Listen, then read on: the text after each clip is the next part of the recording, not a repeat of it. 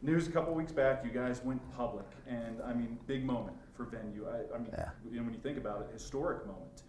Walk me through the first time that your company was listed and you heard that closing bell. Yeah, it was, when we got listed on the New York Stock Exchange, it was a big deal for us. It was a little bit spiking the football, right? It was huge for our shareholders, huge for our company, it was big for our family. So it was a long time coming. It is a process that you go through when you decide to go public. And then when you go public on the New York Stock Exchange, that's even harder yet. But it was a big win for us. I'm so excited for our shareholders. I'm excited for our company and our employees and just everybody that's a stakeholder. You've said it from the beginning, it's behind you right now. Fan founded, fan owned. Yeah. You're living up to that by going public. What's your message to the people who decided, those 3 days of IPO, jumped in and trusted in this company? What's your message to them? Yeah. Well, anytime you invest in a company, you're trusting them. You're trusting management. You're trusting the business model. And so at the end of the day, it was important for us to be fan founded and to be fan owned. But when you're going to be fan owned, you take on a responsibility, and there's an accountability that comes with that.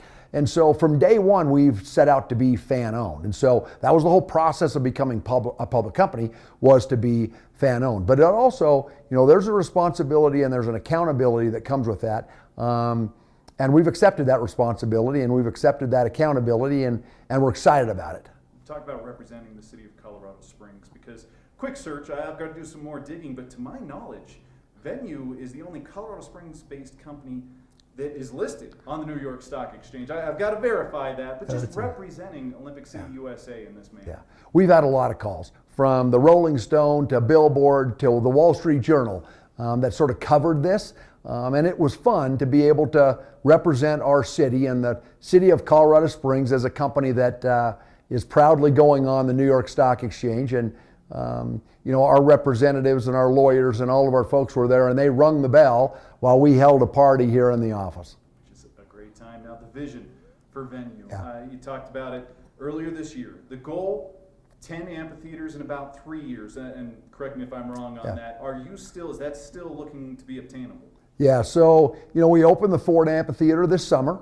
We'll be opening over the course of the next roughly 18 months, 4 more venues, big ones. So we're opening the Tulsa market of Broken Arrow, 12,500 seater, 20,000 seats in the Dallas-Fort Worth market of McKinney. We're going to El Paso, Texas, with 12,500 seats, and we're headed off to the Oklahoma City market with 12,500 seats. I'm going to drop the audio just a little bit. You're getting excited, I can tell. No, it's good. Sorry about that. Topic of just this expansion and unique relationships, over the past few months, talking about the Texas Aikman, something like that really stands out to people. But going beyond Colorado Springs, this growth, is it overwhelming? The growth at VENU has accelerated, right? So we started off in the initial stages thinking to ourselves, let's go out and build 10 to 15,000 seats. Well, today we're under construction on 85,000 seats. So, it's the business has just accelerated. Landing the deal with Troy Aikman was a big thing for our company. 8 Beer is an exciting venture.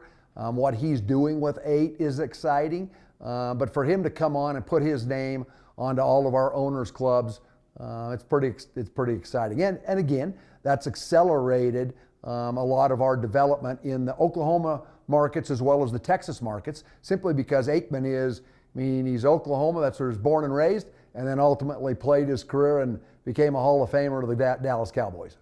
Any major updates on any of the other venues? Of course, breaking ground on one, but anything that's not listed publicly yet that maybe you can share with us today? There's nothing I can list that's not public, simply because we're a publicly traded company. But at the end of the day, we've made the announcement on the 4 new venues that we're either under construction in or going to be here shortly. And then we've got a handful of things that we're doing in order to continue that acceleration into 2026, 2027. And talk about the advantages of going public from a revenue side. Yeah. people always ask me what the advantages of being a public company are. First and foremost, it just creates liquidity for our stakeholders and all of the people that have been involved from the beginning. But beyond that, it gives you the ability to access capital markets. And when you're doing projects like we're doing, we're approaching $1 billion worth of construction underway. It takes a hefty what's the right word? It takes a hefty concentration on capital formation, and being a public company helps you with that. I personally haven't had the chance to talk to you since the end of the 2024 season. How would you sum up that season? Oh, the 2024 season at the Ford is beyond what we could ever have expected. It was a home run. With the exception of 2 shows, it was moneymaker on each show. The fans loved it. We couldn't have had better reviews. We're just excited about the 2024 season. But what's interesting is we're going to double the size of the 2024 season in the 2025 season. Perfect. And with that, I want to chat on it a little bit because the locals, a lot of the folks who live around the stadium, we've got the listening session coming tomorrow. Yep. It's been an ongoing thing. All media outlets have covered it.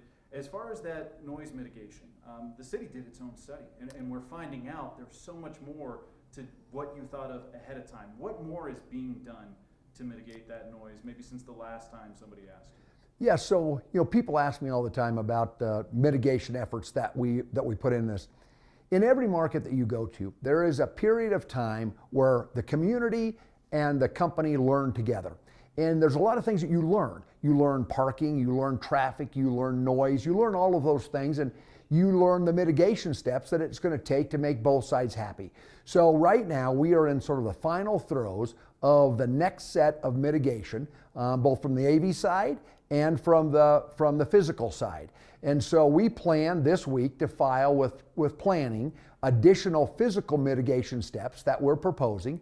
And then again, over the course of the next week or so, we will be finalizing our AV mitigation steps. Really? So is that something, I may have missed an update recently. I know different media outlets have checked in with you here and there. Is that new knowledge that's finalizing that next step? No, that'd be, well, timeline-wise. No, from a timeline standpoint, our plan is has always been to file our